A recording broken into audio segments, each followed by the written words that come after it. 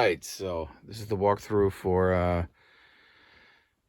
the session I did with Mr. Brown, my friend Daniel, and I was playing drums, and he was playing guitar and singing, and yeah, I realized that I was doing all these walkthrough videos basically to remember how I record my stuff, and if I ever wanted to go back, or just during mixing phase wanted to check something or whatever, or I have to redo a part.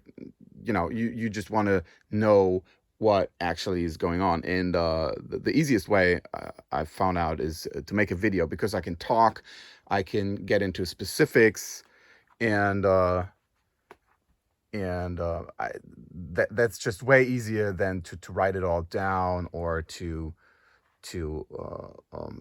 make photos and make sure.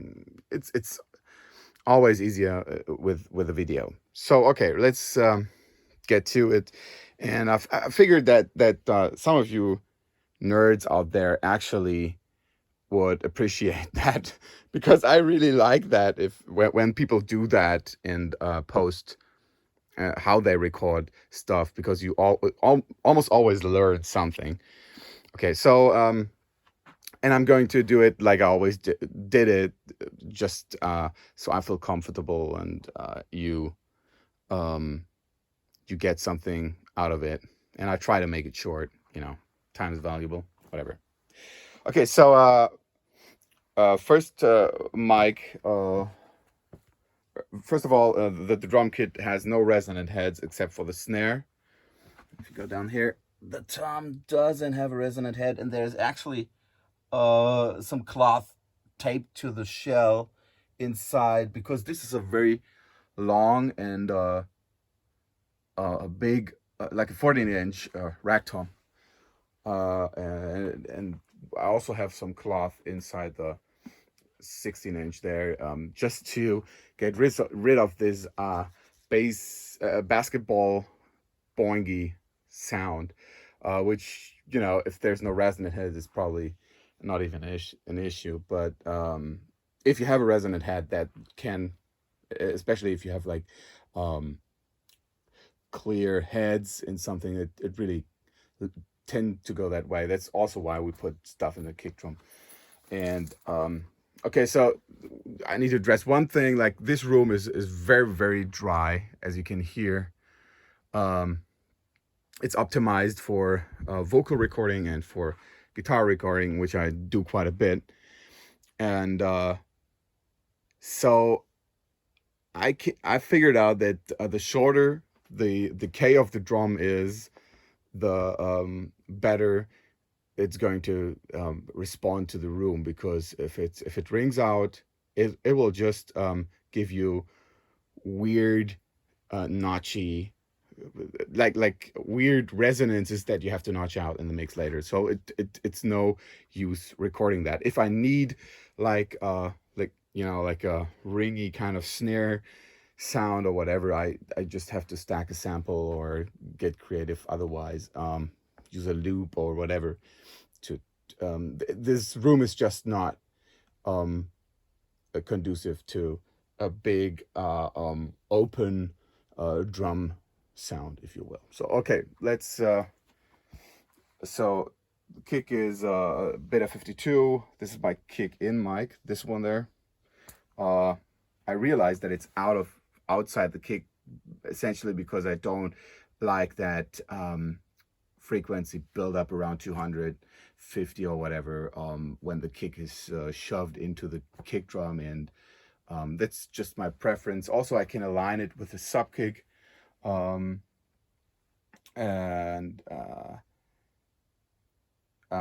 yeah, it'll give me the best phase relationship between those two mics, and yeah, it just for me it just works. So that was 1 and 2. 3, 4, the snare, I use those Sennheiser 604s, I believe they are, and just because they're really small, and I can place them away from the hi-hat, which I personally like, uh, uh, because if I'm wailing too hard on the hi-hat, the snare drum signal, gets kind of useless, uh, at least to get top end out of the snare. And next up are the toms. So I double mic them. I think if Steve Albini does that, it can't be wrong. And yeah, it just makes for a really like fat tom sound. And so I have a Rode NT2A figure of 8, and I think the 10 dB pad is in, obviously not low cut. And really important are these big fat snare drum, how do you call it, dampers, or I don't know the real name for that. What they do is they dampen down the tom really, really well, but it keeps the attack. So that's there's a coated white ambassador below that, which I like. But yeah, it just makes for a pretty natural but very dry and attacky tone. And on the bottom I have a Beta 52. Yeah, and I have the same setup on the toms, and these they have these windshields, essentially to protect the capsule just a little bit, because the capsule is lying like this, and the dust will settle on the capsule, I think. I don't know, maybe not. Okay, so we used Meinl Beat Sons. This is a 20 vintage. This is a 22. Really big pancakes. I love them. They're not for everybody, but they're pretty nice. Actually, the ride cymbal, I didn't use the ride cymbal for that song. And we have a 16-inch sand, Meinl sand hi-hat. I really like big and dark cymbals. They mix well, and yeah, I just like those cymbals. So we have 8 mics by now, like 2 kick drum, 2 snare drum, 2 tom 1, 2 tom 2, which are 8. So 9 would be the trash mic. This no, sorry, that trash mic over there. And it's a M149, and I used a hypercardioid setting. For some reason, that gives a lot of beef and blends out the room, and the position of the mic over there is matched to the distance of the overhead mics to the snare. Maybe I try to be very snare centric, essentially because the room responds to that frequency where the snare lives in, kind of more than to other frequencies. And I figured that if all of those mics are kind of in phase, I can EQ that out if I want to, if I need to. Okay, so the next thing is the trash mic is running into this character DI, and the byte switch is not engaged because I don't want to have the cymbals, but the speaker switch is engaged. And since that is a tube mic, I just plug it directly in. I believe there's a 15 dB pad. Yeah, there's the 15 dB pad. And yeah. So the second trash mic is that SM57. Um, yeah, that mic changes. You know, sometimes I use a PL10 or whatever, but this time I used the SM57, and that is patched also directly into Character DI. This one, pretty much the same setting, and yeah, it's dialed down quite a bit. Interesting. Anyways, so that would be 910. Then we have hi-hat and ride cymbal. Those are TLM 67s, which are really cool, and I use also figure of 8 setting. So the cymbals are actually in the null point, or of the figure of 8, and that gives me a really focused sound. And for some reason, I like those mics better. Um, I've tried with different mic. Well, those work, and they have a low cut in and -10 pad. And then we have KM184s. Those are the this is a Recorderman setup. So they're equidistant from the beater, where the kick drum beater hits the head and the center of the snare. I have a wire that I measure those two mics, and for some reason KM184s work the best in this room. I tried the TLM 67s. I tried all kind of different mics, like the M149s. I have two of those, but nothing actually gave me that nice picture of the drums. So I don't know what it is, but they work perfectly in here.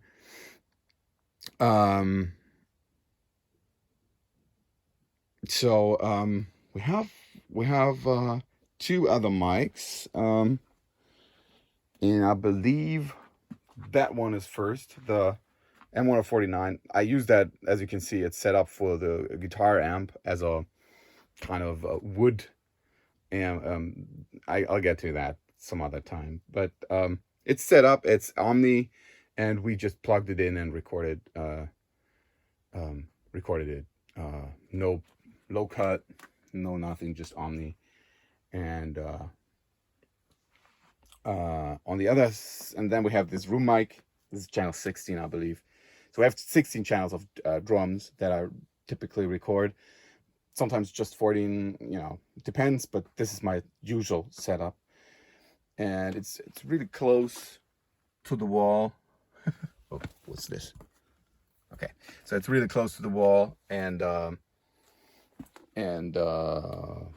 yeah, so I don't get that much cymbal bleed. I probably should have put up like a screen here, so that this mic doesn't get so much cymbal bleed. But sometimes you just go. And what I just realized is that those two mics actually, I don't know if you can see that, but they're on the same plane almost.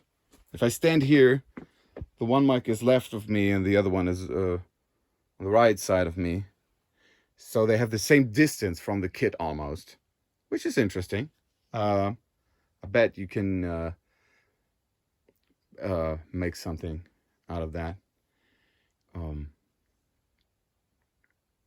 All right, so this is the setup for the drums, and then we have we have a SM7B that with no alterations in the back, as far as I know. I don't know. And we left the door open, so yeah, that's another why we did that. And we run that into this side. I have two sides with two Apollos, so we have like 32 channels, and I run this in here. And then we have like a combination of diamond compressor and character DI for this one, and CL2A on this one, and then 1178 on this one, just so we get a nice. Those are all in parallel, by the way, and just so we already have some vibe going with a vocal mic. Okay, for the guitars, we use that Switchbone splitter, and we run that into a DI signal into this thing here, and from here we go to the system. And then we go into the Super Octaver, the OC3, and I'm using both outputs. So we send the, what is this?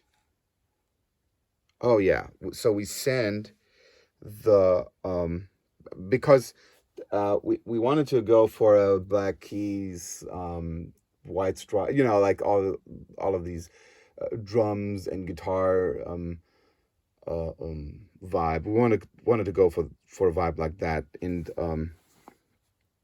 so the Octaver signal is essentially going to this DI box, and we just record it to treat it later, which worked pretty good. You can just treat it like a bass guitar, essentially. And so the direct out of this OC3 goes into the fuzz, and from here we go into the Musicman RD110, and we use the distortion channel.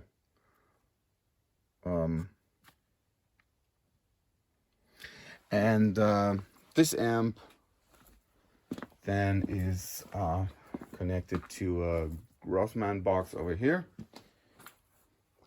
and there's a Fender speaker inside here with a PL10, Electro Voice PL10, and an SM57. Yeah, that was great fun to record, and to get to play drums. It was kind of a complicated song to learn, but we pulled it off. And yeah, I have this Behringer power play system here, so everybody can it's really easy to get like headphone mixes going. And yeah, so that's the setup. Typically I tune the drums to the key of the song, though in this particular case the song had a trend, like different keys. So we checked the drums, they fitted, from the tonality, and since there was no real bass, it didn't, make it difficult to fit the drums. So I don't know what the snare is tuned to A. I know that. I checked that, so we don't run into any issues. But with the toms, I actually don't know. All right, so 20 minutes. That's enough, I believe. So yeah, let me know if you find that interesting. If you have any other questions, I'll try to do those walkthroughs like whenever I find the time, and give you some insight into my working style, if that's a word. And yeah, please like and subscribe if you find that interesting. And yeah, always, make it sound like a million. And I'm off to work on some songs right now.